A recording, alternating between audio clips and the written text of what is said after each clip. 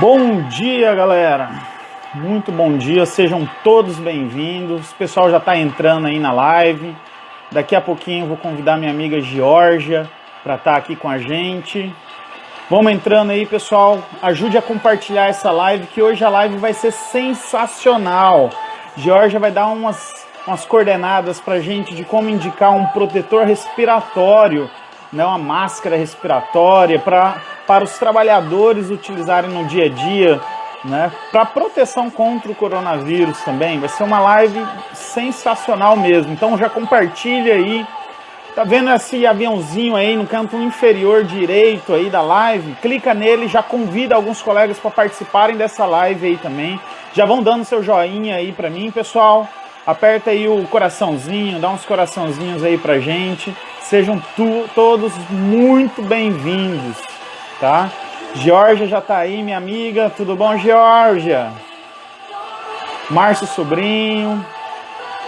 Luiz, sejam bem-vindos. Flávia, seja bem-vinda. Flávia Alexandre. Josi. Ângela. Todos muito bem-vindos à nossa live.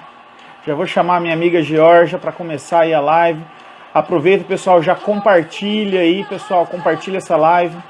Todo mundo tá me escutando bem, pessoal? Vai dando um joinha aí para mim. Enquanto isso, eu vou chamar minha amiga Georgia para ela participar aqui com a gente. Maravilha! Hoje o tema realmente vai ser sensacional. Bom dia, Georgia! Como é que você tá? Bom dia! Quase boa tarde, né? Show. Pois é, tem para alguns que já é boa tarde, tem gente que já almoçou, né? Eu tô aqui ainda passando fome. Muito bom dia. E a gente começou a semana já acelerado, né, Thiago? Ah, com certeza, né? Com um tema top desse, né, Jorge? Depois da Academy a gente começa aí, mantém a frequência de alimentando conteúdo de SST, agregando aí, né? Aprofundando. Com certeza. É que eu falo, quem sair dessa pandemia e não aprendeu alguma coisa é porque não aproveitou o período, né, Jorge? Porque, cara, tanto profissional de excelência fazendo live, dando conteúdo gratuito, fornecendo conteúdo gratuito, fora os pagos também, né, Jorge? Nossa, conteúdos excelentes. Assim, eu não sei fazer mais nada sem estar absorvendo algum conteúdo. Então, tá lavando louça, o que tá rolando na internet que eu vou ficar ouvindo enquanto eu lavo a louça? E assim, a gente se acostumou agora, né? A gente aprendeu que aqui na internet a gente está tendo oportunidade de conhecer, até assim, eu estou muito focada em proteção respiratória, mas eu comecei a ouvir muitos outros conteúdos que vai deixando a gente atualizada, a gente nunca sabe o dia de amanhã, né? Então a gente vai conhecendo as outras áreas, fazendo uma correlação com a nossa, se atualizando, vendo outras formas didáticas de passar conteúdo, pegando novas referências. Então, assim, que oportunidade incrível. Se a gente não sair dessa quarentena realmente com machado afiado, olha aí, Thiago Fraga entrando. Thiago Fraga, um abraço. Tem vários amigos aqui, tô bem contente. Que legal, Arthur de São Paulo, então vamos lá. Maravilha. Georgia, então vamos iniciar a nossa live, e como eu faço com todas as lives, eu gostaria que primeiro você se apresentasse, porque nós temos alguns colegas aí que ainda não conhecem a Georgia, não viram a Georgia lá no Academy, né? Mas eu gostaria que você se apresentasse, falasse quem que é a Georgia. Conta um pouquinho da tua experiência aí, Jorge. Gente, olha só, acabei de ver que o Maurício Torloni Filho está nessa live. Olha a responsa, olha só a responsa. Maurício vai estar numa live com a gente amanhã também. Então não perco também, pessoal. Eu tive a honra, né, falando um pouco da minha história, falando, né, do Maurício Torloni, eu tive a oportunidade de, nos meus primeiros treinamentos de proteção respiratória, ter esse mestre, o pai da proteção respiratória, falando com toda a experiência e humildade do mundo, a melhor didática que é a experiência, né? E o objetivo realmente de passar todo o conhecimento dele para as outras pessoas. Então, eu tive essa honra, né, de conhecê-lo. E também já passei lá por curso, já fui aluna do Torloni Filho. Então, né, tô com os meus mestres aí, meus mentores. Então, eu sou a Georgia, sou engenheira ambiental.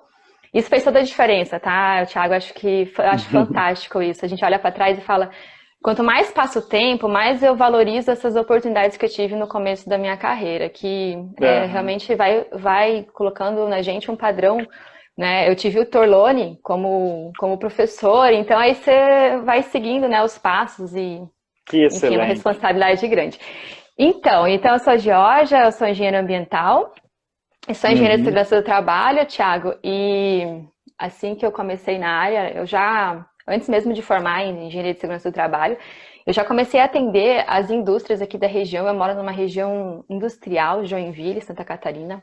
Nossa Olha, região toda é industrial, então nós temos aqui todos os segmentos que você pode imaginar. Às vezes eu vou em algum lugar e eu falo, olha, esse tubo é fabricado em Joinville, essa louça é fabricada em Joinville, essa fábrica é de Joinville. que Então bacana. isso... E aí eu trabalhei nessa área durante... Faltou alguns meses para completar 10 anos. Foram 10 anos atendendo a indústria, desenvolvendo equipamento de proteção individual. E o, Olha, e o que grande... legal. o tchan do negócio, assim, a essência é o seguinte, Thiago, que para você atender os seus clientes, eu trabalhava num distribuidor de equipamento de proteção individual e ele Uhum. representava os melhores EPIs do mercado, e os grandes fabricantes são eles que nos treinam em relação ao equipamento. Uhum. Qual que é a limitação do equipamento, exatamente tudo ou de forma aprofundada, porque a gente sabe que pelo menos na minha formação de engenharia de segurança do trabalho, a matéria sobre EPI, ela foi lida, né? Básica, Ela né? foi lida, né? A norma NR6 ela Uhum. foi lida, mas dimensionar equipamento vai muito além de conhecer NR6. Na verdade, aquilo ali Com é o certeza. básico do básico do básico. E conhecer de equipamento é apaixonante, que você vai Uhum.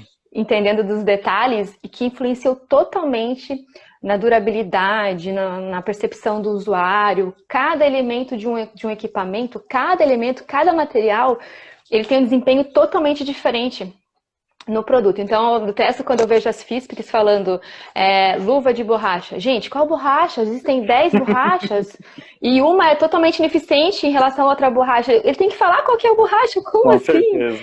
Então, quando a gente vai entendendo de equipamento, a gente fica muito crítica em relação a isso e a gente consegue fornecer para a indústria um trabalho de qualidade. Então, resumindo, a minha função durante esses 10 anos era visitar esses inúmeros clientes. Ele já tinha o equipamento, né, funcionando, trabalhando Uhum. ali, sendo entregue, e olhar para o colaborador, olhar para o processo, para as normas, e olhar para o produto e falar qual que é o melhor equipamento aqui que vai me trazer maior segurança. E o ponto-chave, né, é, Uhum. de preferência redução com gastos de EPI, porque as indústrias elas não Sim, querem que tu leve, ok, eu tenho melhor respirador aqui, eu sei que esse respirador é melhor, mas o que ele vai trazer de benefício além da proteção? Porque senão eu continuo sim. com o que eu tenho aqui, né? Então esse jogo de cintura que os profissionais agora, o 4.0 tem que ter, eu acho que está muito relacionado a isso. Você tem que entregar, eu tenho falado muito isso nas minhas lives, a empresa ela já está comprando EPI, É. ela já está colocando o dinheiro dela em equipamento de proteção individual. Quando você começa a entender da complexidade de selecionar equipamento, que muitas vezes a gente seleciona, entrega, e lá na frente a gente vê que ele não foi eficiente, né? Não perde uma Com causa certeza. trabalhista, acaba tendo que pagar a insalubridade, a gente começa a ver, então por que eu estou entregando? Então, quanto mais você entende de equipamento e entende a limitação desse equipamento, tu começa a enxergar que talvez você não esteja dando proteção para o seu colaborador, então a gente começa a reforçar a ideia de que, primeiro, vamos tentar não expor, primeira coisa, vamos tentar não expor, Uhum. porque para um equipamento funcionar com excelência, nós temos muitas coisas para gerenciar, para cuidar, para que ele realmente entregue a proteção dele, porque senão isso não vai acontecer. E aí a gente tem lá um colaborador acreditando que está protegido. Nós temos uma É, empresa acreditando que está comprando equipamento, ela está comprando equipamento. Todas as empresas compram equipamento de proteção individual e ninguém acredita no equipamento de proteção individual. Na verdade é essa, entrega, mas bem não isso, né? acredita. E o colaborador faz de conta que acredita e ele sabe que não funciona muitas vezes, entende? Então olha só a nossa responsabilidade. E quando a gente fala de respirador,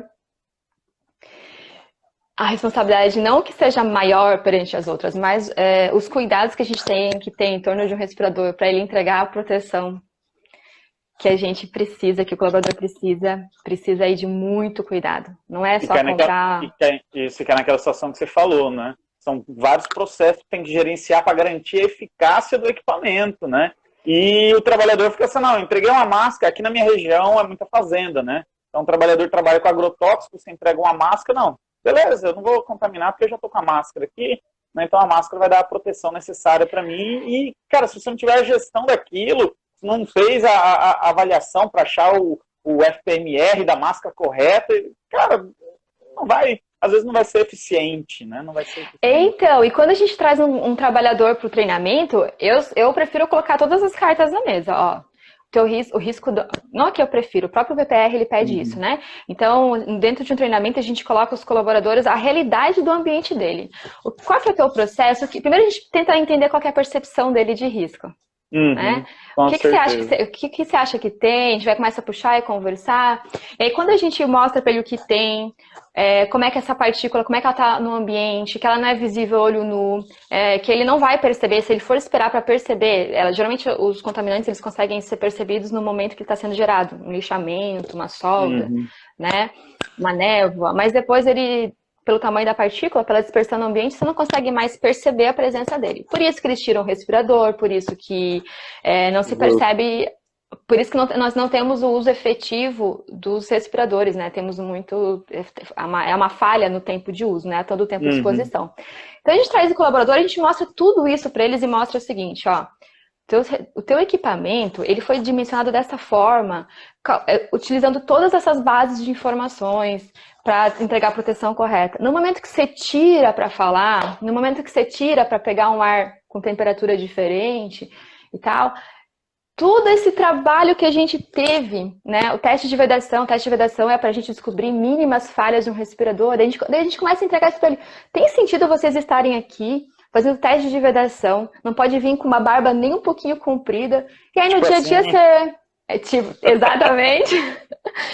E aí, no dia a dia você vai tirando, aí você mostra, né, o tamanho da partícula, até onde ela pode chegar, o que ela causa no organismo, o que é um efeito imediato, um efeito lento, a longo prazo no corpo, né, deles. Exato. E aí, eles vão tendo consciência do que está acontecendo e começam a agir de forma mais consciente mesmo, né? Bom, eu estou tirando aqui o respirador, mas eu estou sabendo que, poxa, eu mostro até, Thiago, eu acho que sempre cabe, de forma muito rápida, assim, objetiva, eu mostro como é que é o cálculo de fator de proteção mínimo requerido, né? Quanto que o respirador dele reduz a concentração da exposição dele e quando ele tira por um certo tempo lá no ambiente, quanto cai a proteção dele. Olha, que legal! Daí eles começam a pensar, poxa, mas ali ela colocou no exemplo dela 30 minutos, mas eu passo mais tempo sem esse respirador durante as 8 horas. Meu Deus, então como é que não deve estar, né?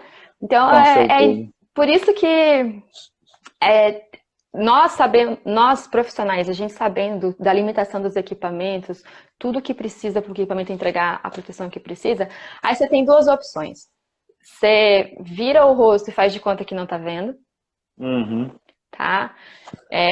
Essa máscara tá difícil de vedar, não, põe essa aí mesmo, que eu não vamos desistir do trabalho de teste de vedação. Aí você tá fechando os olhos pro que tá acontecendo e tá querendo, né, esconder isso. Hoje a gente tenta até o final entregar a melhor proteção e se não tiver proteção, a gente trabalha no ambiente, que é o certo, né, Thiago?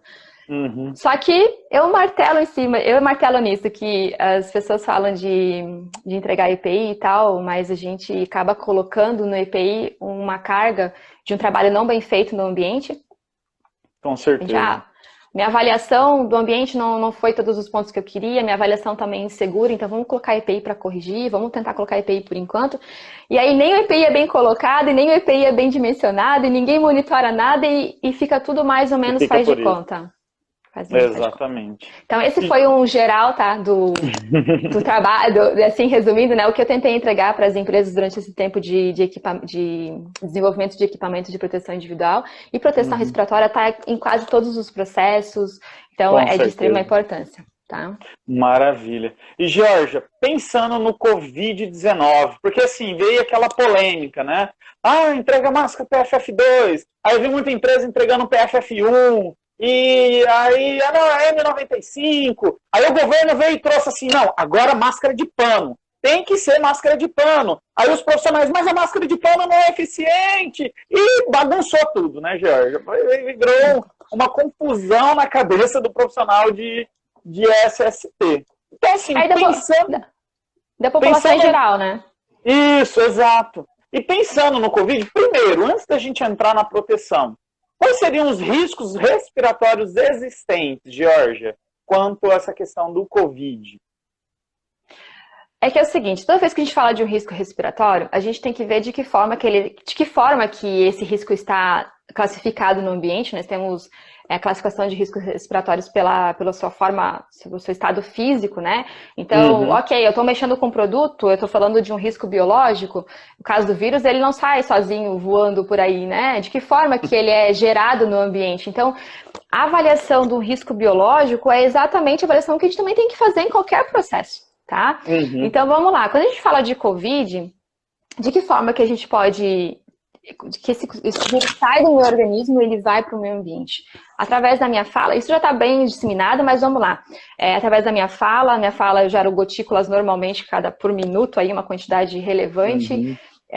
Se eu estiver tossindo e espirrando também. E é claro que tem uma variação de tamanhos de partículas nesse momento. Então, o vírus é um tamanho realmente muito, muito pequeno. Mas a gente tem que lembrar que esse vírus ele está envolto num fluido corporal, o que aumenta, né, o diâmetro do caso dele exposto no ambiente. Ele está envolto num fluido. Então, ele pode estar numa gotícula mais pesada, ele pode estar numa névoa, né, de um aerossol, de um espirro, por exemplo. Então, isso muda muito o tamanho dele. Até eu já estava estudando um pouco sobre evaporação, né, porque quando a gente tem as condições do ambiente, quando a gente espirra, uma parte desse material, a umidade desse material, dessa gotícula, desse material que foi expelido, ela também diminui porque ela evapora um pouco no ambiente. Tem ali o calor do ambiente e tudo mais. E aí pode até diminuir o tamanho dessa partícula. Então tem vários diâmetros dessa partícula no ambiente. Quando é uma gotícula, ela cai, mas ela esqueci a palavra-chave agora. Mas ela desce no ambiente com mais facilidade, né? Ela decanta ainda, mas acho que ainda decanta quando ela tá... tá num outro líquido, talvez. Com líquido. Decantação, acho que é com líquido, né? Mas tá me faltando a palavra-chave. Mas quando ela desce no ambiente é porque ela tá mais pesada. Mas a gente já viu aí, isso foi sendo discutido ao longo da nossa experiência com o coronavírus, que no começo até eu mesmo falava, nossa gente, no espirro ele alcança aí tantos metros e logo esse material ele desce no ambiente. Mas tem uma variação grande nesse espirro, nessa tosse, né? Então algumas gotículas podem sim ficar suspensas por mais tempo. Então o que acontece? Aí a gente tem essa condição de estar liberando o ambiente dessa forma, fala, espirro, tosse, e nós temos no ambiente hospitalar os procedimentos de atendimento às pessoas com problemas respiratórios, né, que geram aerossol, né, que é uma fração muito menor, que tem um diâmetro muito menor desse material podendo conter o vírus. E aí fica muito mais tempo exposto e é onde o risco aumenta. Então, vamos lá. Os nossos equipamentos de proteção respiratória, os EPIs, nós temos classificações de filtros. Então, o vírus, e ele envolto também nesse material, nesse fluido corporal, ele está na forma de partículas no ambiente, tá? Não é um gás nem um vapor, ele está em forma de particulado. Então, a gente vai usar um filtro mecânico para isso. E é um mecanismo que consegue reter esse vírus, é um filtro mecânico. Então, aqui eu tenho um exemplo de um filtro mecânico, né? Tá? Visualmente a gente não consegue saber se isso aqui é um P1, P2 ou P3, PFF1, PFF2 ou PFF3. Eu tenho aqui também, só para exemplificar, aqui eu tenho um filtro P, né? P2 ou P3. Os cartuchos, né? Que eles vão acoplado a uma máscara reutilizável no caso aqui, tá? Mas aqui são filtros que eles têm eficiência. O que muda é que isso aqui é a própria peça filtrante, isso aqui vai acoplado no respirador. Mas nós temos as classificações diferentes, então são filtros mecânicos e aqui dentro tem um mecanismo que consegue fazer a retenção dessas partículas. Quando a gente fala de um filtro PFF1, esses filtros eles são testados aqui no Brasil com cloreto de sódio, tá? Ou parafina de... com óleo de banana, tá? Então, essas são as duas maneiras como eles são testados. Então, com partículas de diâmetro de 0,6 micrômetros. Então, a gente sabe que a eficiência depende da porcentagem que passa o material, ou de quanto que ele é capaz de reter. Pro filtro PFF1 retém 80% do material. tá? Nesse teste, um filtro PFF2, um filtro P2, retém 94% aqui no Brasil, e o N95 é o teste feito nos Estados Unidos, com o mesmo sistema muito parecido, o tamanho de partícula muda um pouco, mas é feito com tamanho de partícula que o mecanismo de retenção tem mais dificuldade de reter. 0,6 aqui no Brasil e 0,3 nos Estados Unidos são tamanhos de partículas, Thiago, que dentro do mecanismo de retenção desses filtros mecânicos são as partículas que têm ali uma faixa mais difícil de ser retidas. A gente acha que o mais difícil de reter aqui dentro são as menorzinhas, né? As menores. Não são as menores. É a faixa entre 0,3 e 0,6 micrômetros, se eu não me engano. Então, mas por que, Jorge, as menores são mais fáceis de ser retidas do que essas outras? Tiago, é que é o seguinte, para fazer retenção dessas partículas no meio filtrante, não é só mecanismo de peneira como as pessoas imaginam, tá? Que eu tenho os filtros dispostos aleatoriamente, né? E a partícula fica presa aqui. Não, se você olhar microscopicamente, aqui eu tenho uma fibra, por exemplo, e às vezes as partículas elas são bem menores que o espaço existente entre essas fibras. Então você vê que o mecanismo, são 5 mecanismos que fazem com que essa partícula, ao atravessar o meio filtrante, em algum momento, pela ação eletrostática, através de outros mecanismos, né? Mas com a eletrostática ela consegue fixar e é muito difícil de remover ela dali, tá? Olha, que legal. Mas analisando o comportamento dos tamanhos de partículas, eu não sei exatamente porquê, mas entre 0,3 e 0,6 são os tamanhos de partículas que mais têm dificuldade de ficar presa no filtro. Então, e essa pergunta às vezes ela vem para mim, tá? Se o vírus tem um tamanho de 0,1 micrômetros, né? Por que o teste é feito com 0,6? Então 0,1 passa, tá? Não, é porque os testes são feitos com o tamanho de partículas que são mais difíceis de reter. Então, o PFF1 retém 80% do material, PFF2 94% aqui no Brasil, que equivale ao N95 nos Estados Unidos. E aí nós temos o P3, né, ou PFF3, que fica em 99%. E aí a classificação de qual filtro eu vou usar depende da toxicidade, do potencial, né, que ele gera para a minha saúde. Então, partículas aí que são respiráveis, tamanhos muito pequenos, a gente vai aumentando, avançando no P2 ou P3. Partículas que não são tão tóxicas, né, a gente consegue aplicar um P1. Então, é mais ou menos assim que a gente faz a seleção, dos meios filtrantes para esses riscos. E quando a gente fala, então, do risco biológico, a gente tem que aplicar de PFF2 para PFF3 devido, né, ao potencial que ele tem e o tamanho que ele pode estar exposto no ambiente. Então, é de P2 para P3. Por isso que não pode ser o P ou PFF1, porque ele, né, dentro dos testes, ele reteve 80% do material. Então, relacionado ao risco que esse material pode gerar, então a gente tem que aumentar a eficiência. Tá? E isso a gente não encontra, isso é um equipamento de proteção individual, isso a gente não encontra numa máscara cirúrgica, a gente não encontra numa máscara de tecido. De tecido. A gente tem alguma eficiência ali, sim, claro que tem, mas quando a gente fala aí de partículas partículas extremamente pequenas, qualquer falha de vedação, esse material pode passar. Então, essa é a grande diferença de um EPI. Isso. Só deixa eu fazer uma pergunta para você antes de você concluir essa parte das máscaras de tecido e essas cirúrgicas.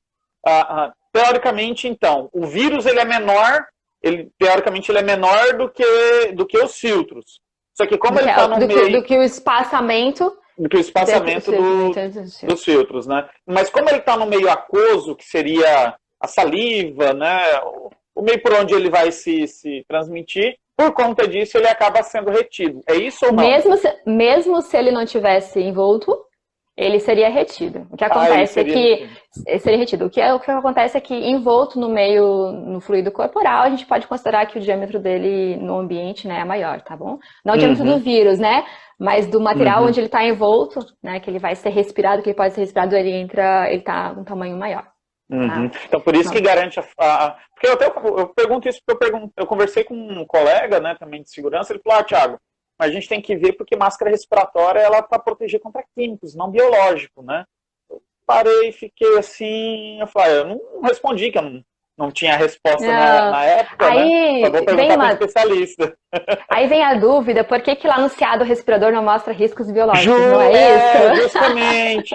Justamente, até fez menção a isso. Se você consultar o CA lá, no aprovado não tem risco biológico, né? Então, é porque eu, por exemplo, eu trabalhava atendendo a indústria, tá? Eu também atendia os hospitais, mas na questão de abastecimento de outros EPIs, avental, luva, calçados, enfim.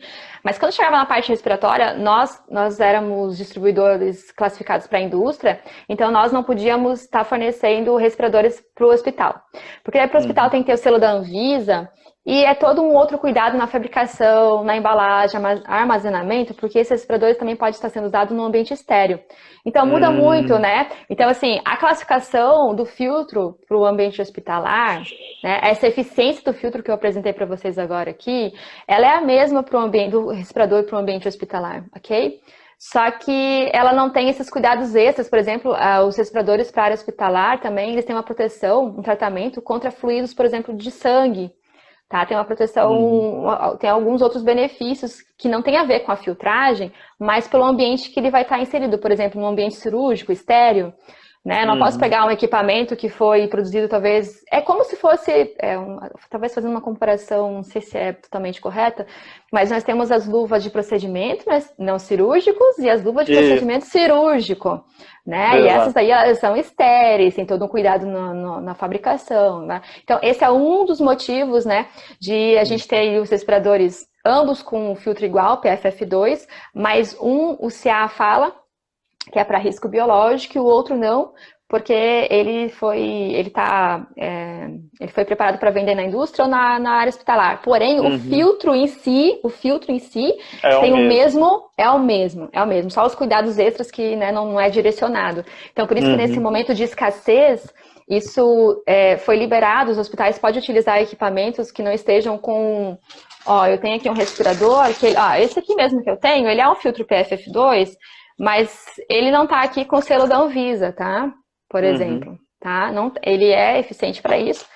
Aí também falar da válvula, né? Que a válvula acaba fazendo, a válvula acaba liberando, permite que a gente libere no ambiente um pouco de fluido do nosso fluido. Então, não pensei nisso, mas realmente, né? Realmente faz sentido.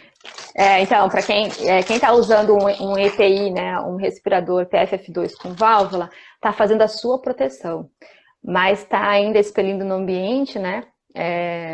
Alguma coisa do seu fluido, da fala, de uma tosse, né? Porque essas válvulas, elas abrem no momento da exalação, Thiago, ela abre para liberar o fluxo de ar quente, né? Dar um conforto interno, né? No respirador, para quem está respirando, o ar não fica tão quente, não fica pesado.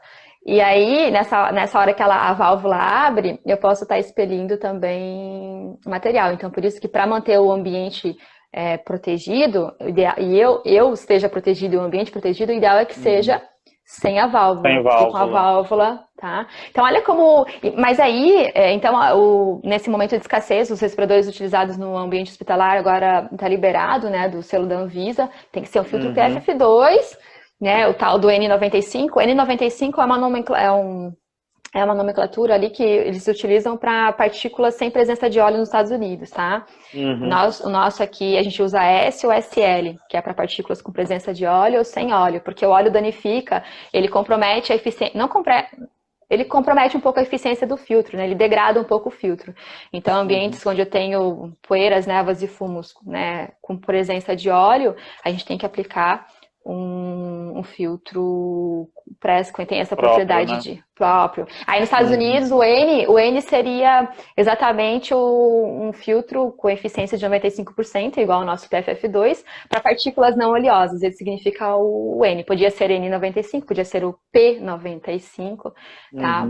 Ou o R95. O N95, no caso, ele seria máscaras importadas aqui no Brasil? Ou não? A gente tem fabricantes brasileiros que fabricam máscaras N95. Por exemplo, vários materiais são importados, né? E já vem com carimbo aqui, por exemplo, aqui, as são fabricadas aqui, vem com PFF, as importadas vêm com um N95 e depois elas são testadas aqui também, né? Ganham a certificação, mas vem com N95. Os filtros mecânicos, geralmente os acoplados, aqui eu até tenho, mas não trouxe para a live. Eu tenho aqui o filtro bolachinha, aqui nele está escrito N95. Bacana, bacana. Sim. Legal, o Jorge. E pode falar? Não, eu tô pensando aqui, eu tô tentando ver o horário. Ah, eu vou botar aqui. Não consigo. Agora 12:30. Ah, tá. Então já foi meia hora de live. Eu já deixo o computador aqui atrás, assim, pra me controlar o Thiago, também. ó, o Thiago, tô vendo aí o Thiago puxando a minha orelha, pedindo pra você falar também. Então vamos lá. Aproveita, Thiago. Aproveita, Thiago. Fala aí. Ó, segundo o Thiago Francisco, diz que os Thiagos dominarão o mundo, viu? Na parte de segurança do trabalho. Gente, eu sou casada com o Thiago. Eu tô conhecendo aí. Deve ser gente boa demais. É mineiro e é Thiago, né? Gente boa. E, gente, é muito Thiago, tem muito Thiago no mundo, pelo amor de Deus. Tá dando mal na minha cabeça já. Então, assim, ó. Qual a diferença de respirador para máscara, o Jorge? Tá. Os respiradores, eles têm esse nome, a gente chama de respirador quando ele é um equipamento de proteção individual, tá? Vou confessar pra você que eu vou ser bem sincera aqui, que até chegar o Covid, essa história de usar máscara cirúrgica, máscara de tecido, em alguns momentos eu falava, usa uma máscara PFF2, às vezes até confundia, né? Mas agora que a gente tem aí a instrução de uso dessas máscaras, é bom que a gente faça realmente dê nome certo aos equipamentos. Respirador, menos Thiagos, exato. É Thiago com H, é Thiago sem H. Aí o Thiago com H fica bravo que escreve sem H, e aí virou um problema. E aí é bom a gente dar nomes certos, assim, né? Aos equipamentos, porque na hora de escrever um texto de orientação, agora eu presto muita atenção nisso, né? Poxa, a pessoa está falando para usar máscaras respiratórias. Máscara agora ficou muito claro, né, para todo mundo. Máscara respiratória é máscara respiratória, não é respirador, não é um EPI. Então, respiradores são equipamentos que fazem a proteção individual, tá? São os EPIs. As máscaras, seja cirúrgica, máscara cirúrgica de procedimento ou não, ou máscara de tecido, elas não são EPI, tá? Não são consideradas equipamento de proteção individual. Por quê? Porque elas têm uma limitação na proteção. Você viu que quando eu falei de filtro, eficiência de filtro, P1, P2, P3, ou PFF1, PFF2, PFF3, isso também ele é dimensionado de acordo com a cobertura facial. Então, eu avalio o risco que eu tenho, a concentração. Aí, pelo tipo de cobertura facial, eu vejo qual que é o respirador que vai me dar o fator de proteção atribuído que eu preciso, né? Que vai conseguir reduzir. Então, a questão de vedação, ela é extremamente importante. Quando a gente fala de máscara, a gente não tem vedação. Né? É muito falha a vedação. Assim, mesmo que a gente tenta fazer, né, forçar, não consegue ter essa vedação e não tem essa eficiência dos filtros que a gente tem nos respiradores. E, então, é claro que as máscaras, elas estão sendo... Talvez a dúvida, Thiago, seja o seguinte, por que toda a população não utiliza respirador? Pois é. Né? Primeiro que a diferença, acho que vou tentar explicar de uma forma que fique bem, vocês consigam enxergar por que isso não é feito. Porque o que diferencia um respirador de uma máscara é a eficiência de filtragem, ou quanto ela consegue fazer a proteção, né? Qual é o fator de proteção dela. Se eu tenho um respirador utilizado de forma errada, ele não entrega isso.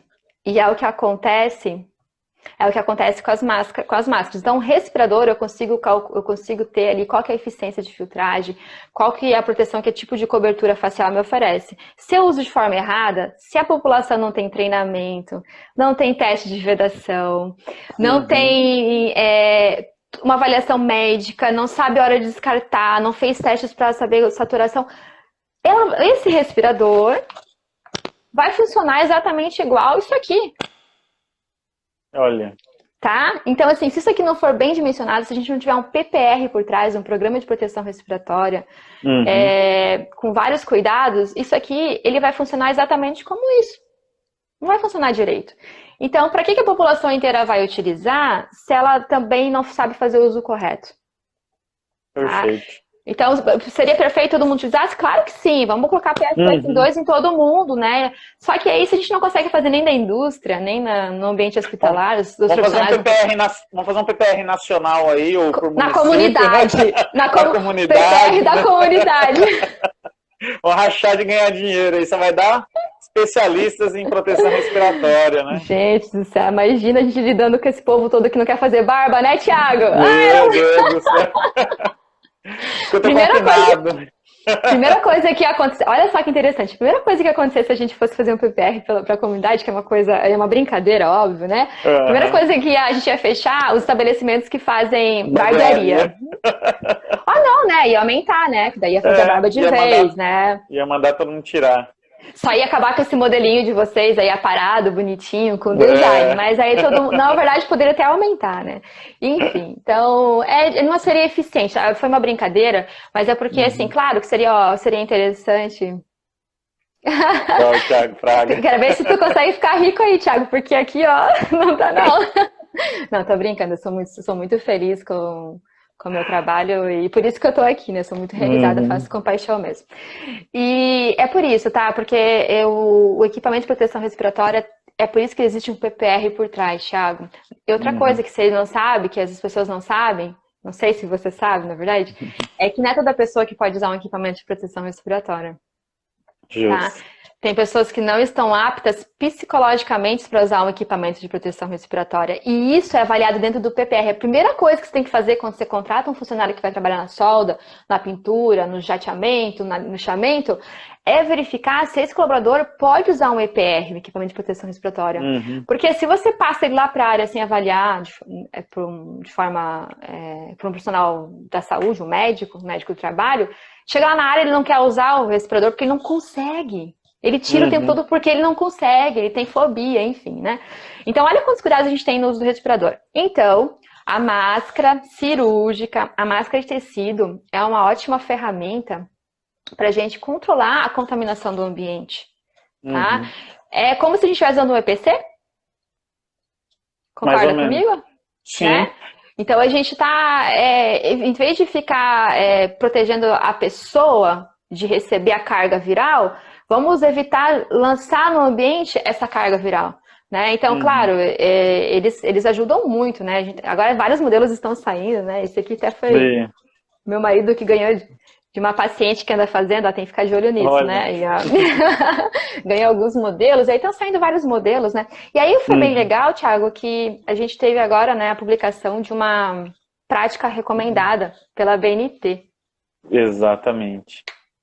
Né, para a fabricação dessas máscaras de tecido. E assim, diante de uma necessidade, surge uma oportunidade. Nós estávamos aí sem saber o que falar sobre essas máscaras de tecido, né? E agora veio uma prática recomendada para fabricação, utilização, higienização dessas máscaras. É bacana. Não sei se vocês já leram a prática recomendada 1002, que acabou de ser publicada, né? Ela é bem interessante. Ela fala aí até dos testes que são feitos nessas máscaras. Isso que eu ia te perguntar, em resumo, o que essa PR fala, né, da ABNT? Ela fala assim, primeiro que não é uma prática obrigatória, né, não é uma NBR obrigatória para fabricação, mas quem realmente está preocupado, né, interessado numa boa prática de fabricação, entregar um produto que tenha o mínimo de proteção, ele vai seguir essa prática recomendada publicada pela BNT. Então ali tem os tipos de tecidos, tá? E essa publicação é para fabricantes eles chamam fabricante em série, tá? Para quem produz para vender e para quem está produzindo para utilização própria. Aí para quem está produzindo para utilização própria tem alguns testes que não vai conseguir fazer, como por exemplo o teste de penetração. Existe teste de penetração e resistência respiratória. Nos respiradores, tá? O teste que é feito nesses filtros mecânicos, Thiago, é teste de penetração.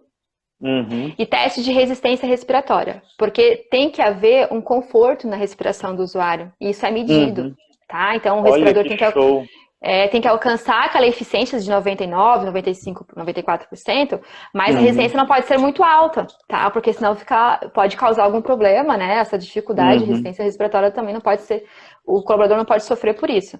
E agora, nas máscaras de tecido, isso também foi analisado, achei bem bacana. Então, a gente começou a falar de uma forma mais técnica dessas máscaras. E para quem gosta disso, é um prato cheio, né? Então, foi feito o teste de penetração, tá? E como seria feito esses testes? Por exemplo, imagina uma costureira. A minha vizinha aqui é costureira e está fazendo máscara. Ela teria capacidade de fazer esses testes? Não, ela teria que procurar um laboratório certificado para poder fazer, né, o teste e falar, ó, meu produto está dentro está seguindo a prática recomendada 1002, tá? Então, para uso pessoal não precisa, mas quem quer ter esse selo, né, essa garantia, né? Essa garantia, né, da PR 1002, então daí tem todo o método de teste. Qual que é o método que é utilizado e as partículas, aí o tamanho das partículas de teste são maiores, tá?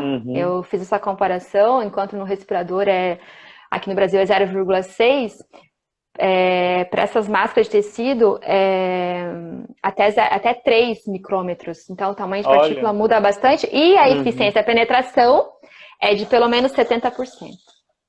Olha 70%. Só. Então 70 para 94, gente, já começa a ver que tem, né? Não preciso nem falar, 70 para 94.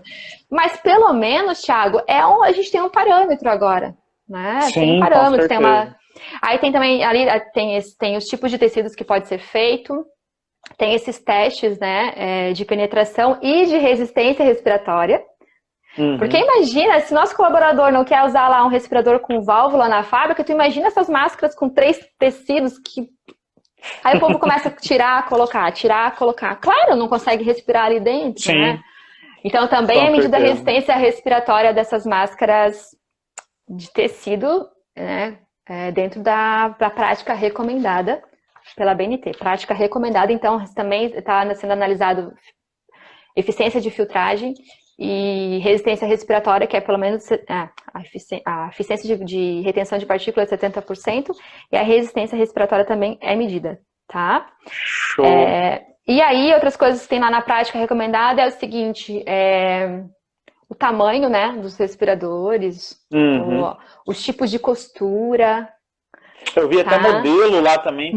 Tem o tal do bico de pato. Eu vi aquilo lá, eu nunca vi aquela máscara, cara. Também não tinha visto. Mas depois que eu li e vi o desenho do bico de pato lá na prática recomendada, eu comecei a ver eu comecei a ver na internet também. O bico de pato, que parece um coador, né, de papel. Né? Exato. E aí tem 2 modelos, né? Tem as distâncias das pregas do respirador, por exemplo, isso aqui, não sei se você já viu os desenhos, então isso aqui já não tá lá, né? Esse tipo de prega aqui, ó, não tá na prática. Não é esse tipo de costura e de prega que tem lá. Então tem os formatos, né? As dimensões do respirador e tipo de costura. Eu não vi se lá fala para máscara infantil. Fala alguma coisa também? Boa pergunta. Não vi. Só tem uma medida para média, né? De rosto, que pelo que eu entendi, rosto de adulto. E essa pergunta, Thiago, veio num grupo de segurança aqui da região, aqui, né? Gente, tem problema? Aí vamos falar da coerência de aplicar a proteção respiratória. Gente, uma criança, minha filha tem 4 anos. 4 anos ela ainda fica bem bonitinha com a máscara, né? Mas uma criança menor, ela nem consegue, vai botar isso pra cima, isso pra baixo, vai babar, vai botar a mão. Então, assim, como é que a gente não consegue nem orientar adultos a utilizar uma máscara, quanto mais as crianças? Então, a primeira ordem, né, o primeiro cuidado é não expor as crianças, né? Se precisar, ok. Mas essas máscaras não têm lá a medida de fabricação de um rosto infantil. Eu também senti falta disso.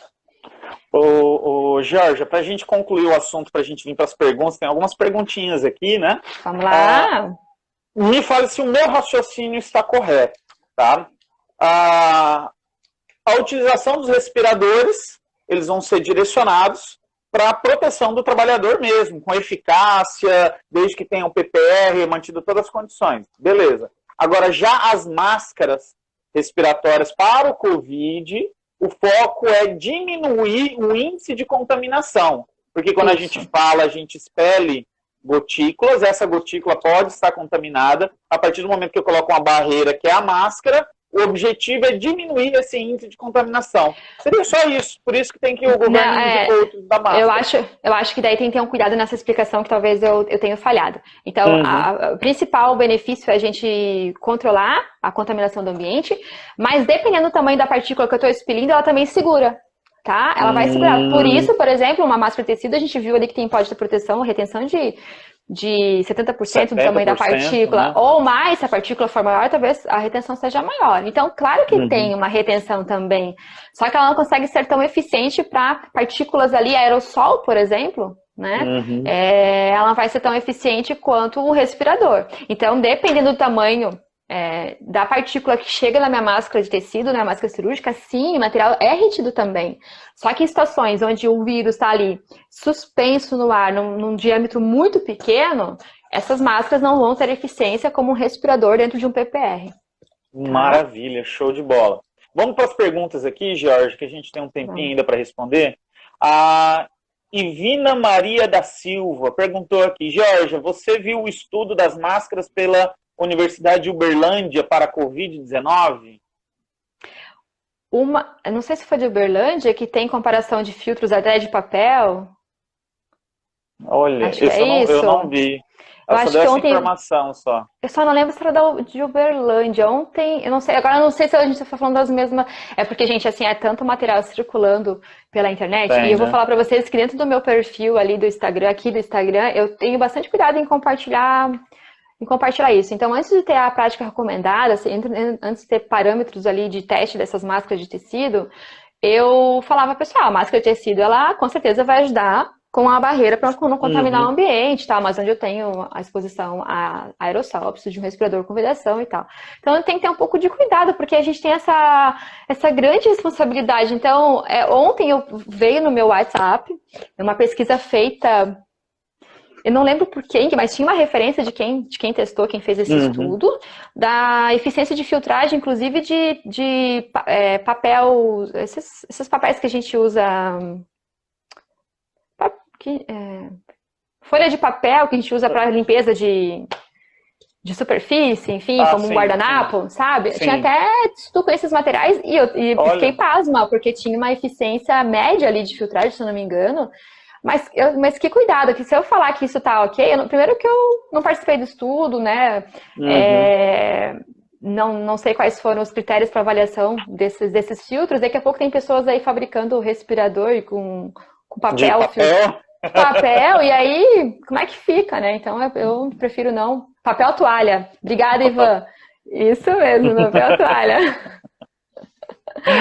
Obrigada, pessoal. Maravilha. Tem uma pergunta aqui do Vanderlei Leite, também muito boa e polêmica, hein? Georgia, APF-F2 ou N95, tem qual prazo de uso? Boa! Ó, vamos lá, então anotem isso e nunca mais esqueçam. Eu nunca vou responder para vocês que tem tantos minutos ou tantas horas de uso, tá? Dentro do ambiente industrial, onde a gente tem os riscos químicos, tá? A eficiência de um filtro, ele depende da exposição, depende se o respirador ainda está vedando no rosto, se ele ainda tem capacidade de conformar no rosto, se ele está íntegro, se não tem resistência respiratória alta. E aí as partículas com presença de óleo danificam o respirador, tem um limite de uso, as que não tem outro limite. Mas depende de cada exposição, de cada ambiente. Só que quando a gente fala de um risco biológico, aí o cuidado... Thiago, o que acontece quando o risco é biológico? É difícil você saturar um filtro com material biológico. Tá? Então imagina uma pessoa com um respirador lixando uma bancada. Sim. Lixando uma superfície. A suspensão, ou numa solda, né, numa atividade de solda, a exposição... O lixamento de um mármore, por exemplo. Por exemplo, né? Aquela exposição alta. O Thiago tá editando aí, falando que já viu o respirador até de cueca e de sutiã. A gente tá vendo de tudo, gente. Eu vi de papel também, um seguidor mandou de papel impermeabilizado. Esse eu tô ainda criando o meu conceito sobre isso. Mas tá. Então, imagina a exposição alta, né, numa atividade onde tem corte de mármore. Olha a quantidade de material ali com poeira subindo. Então, lógico que esse filtro pode sim saturar em algumas horas de uso. Vai saturar mesmo. Vai saturar. Quando a gente está usando para um risco biológico, não vai ter uma pessoa tossindo do teu lado o tempo todo. E nem um profissional da saúde o tempo todo do lado de um aspirador, fazendo uma intubação o tempo todo, né? Uhum. Então, na questão do risco biológico, o critério de descarte é mais por cuidado de contaminação.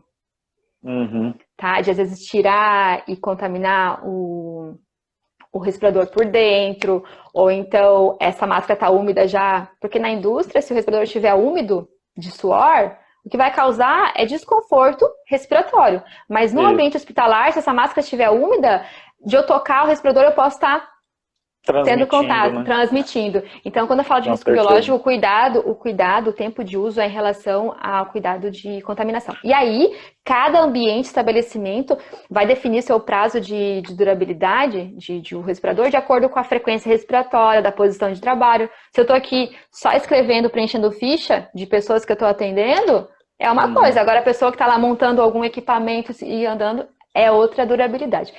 Então, só para fechar essa resposta, vocês têm que orientar o usuário que ele vai descartar o respirador sempre que, primeira coisa, o respirador não estiver mais oferecendo vedação, tá? Falando de respirador, né? Que ele não estiver mais oferecendo vedação, porque é tudo, ok? Então, tu botou lá o respirador, usou uma horinha, guardou de forma correta, tirou de forma correta, conseguiu colocar de forma correta, sem contaminar por dentro e tal. Mas, poxa, na hora que eu coloquei de volta, o clipe nasal já não faz mais ajuste, ele tá deformado.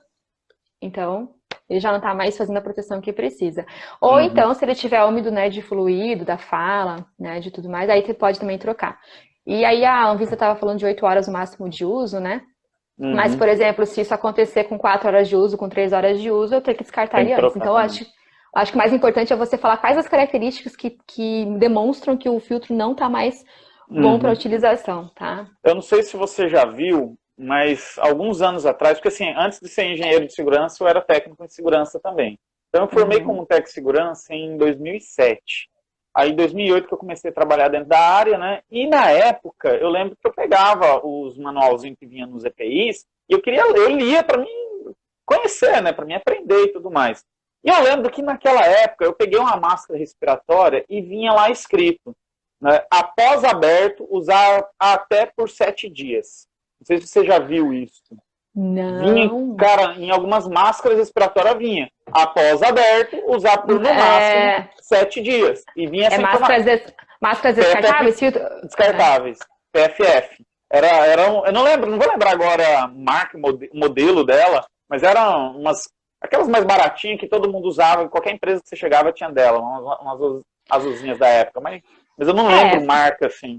Nem lembro se ela está no mercado ainda. Sendo bem, assim, olhando de uma forma bem técnica, Thiago, essa instrução até que ela ajuda um pouco, porque ela falou que não pode ultrapassar 7 dias, né? Então, mas pode ser que eu tenha usado a minha máscara por 30 minutos?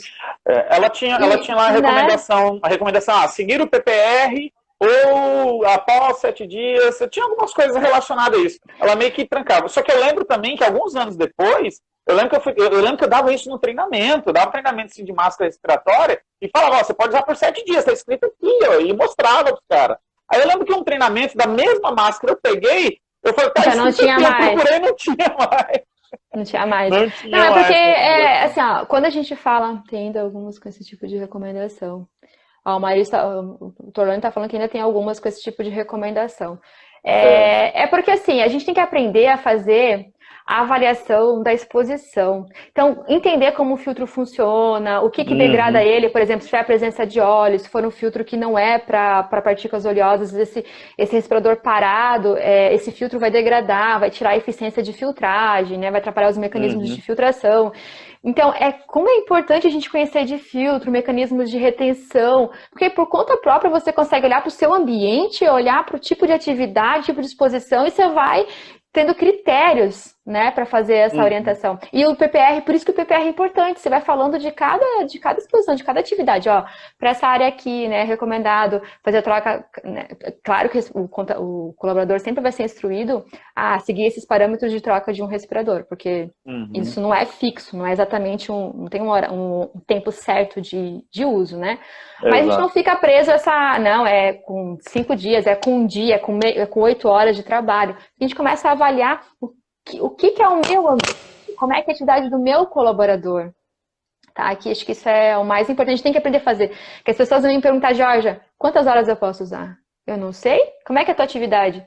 É sentada? É caminhando? É esforço leve, moderado ou pesado? Tem N interferências, né? Então, não sei, vamos ver o teu ambiente, tá? Então, a resposta é sempre essa. Tem uma pergunta aqui também. Pessoal, não vai dar tempo de ler todas as perguntas, tá? Então, eu estou selecionando algumas. Tem aqui, ó, Jorge Luiz Pinto. A utilização de máscara de tecido de forma contínua impacta na oxigenação do colaborador? Vamos lá.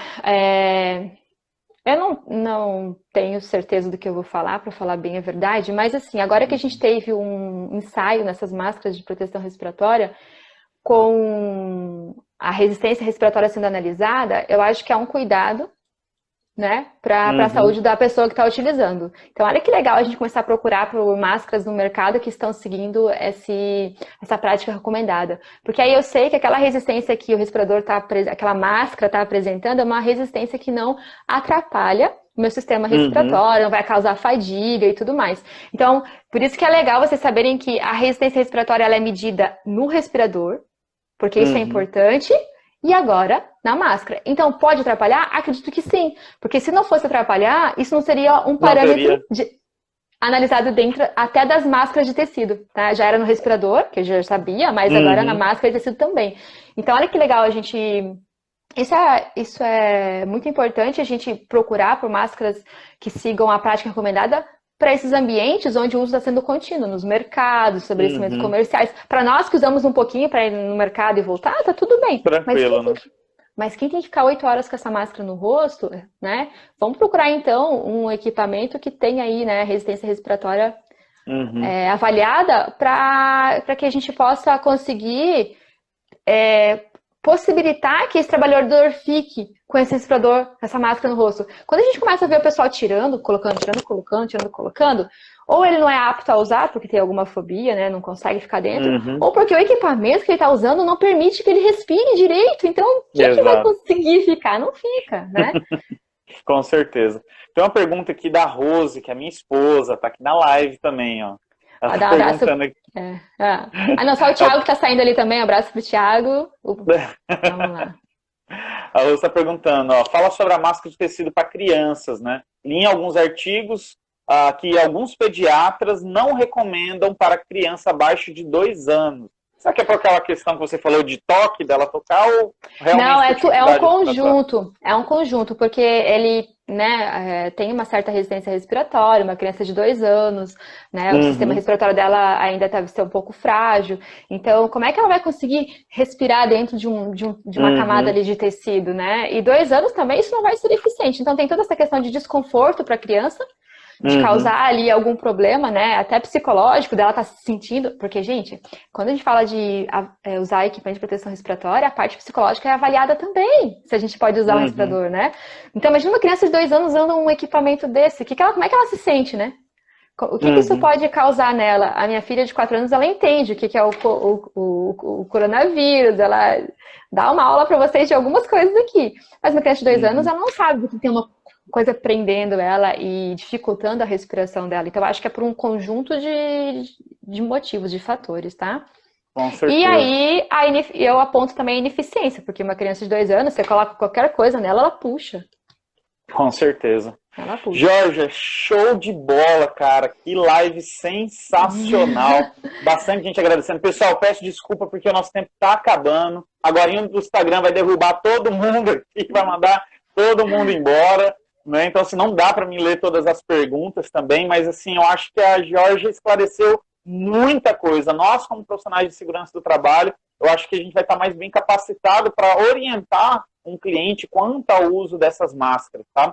E antes da gente finalizar, antes de eu passar a palavra aqui para a Georgia, para dar suas considerações finais aí também, pessoal, eu peço, não saiam ainda. Eu tenho mais um recadinho para dar para vocês, após a Georgia aí fazer suas considerações finais, aí eu tenho mais um recadinho, uma informação importante para vocês também, ok? Georgia, você está com a palavra, pode se despedir, pode falar para o pessoal como que você trabalha, os cursos que você faz, pode ficar à vontade, sobre sua página no YouTube, Instagram. Eu vi um colega meu que te indicou para mim, né, que eu estava com as dúvidas de proteção respiratória, fui lá, segui a Geórgia.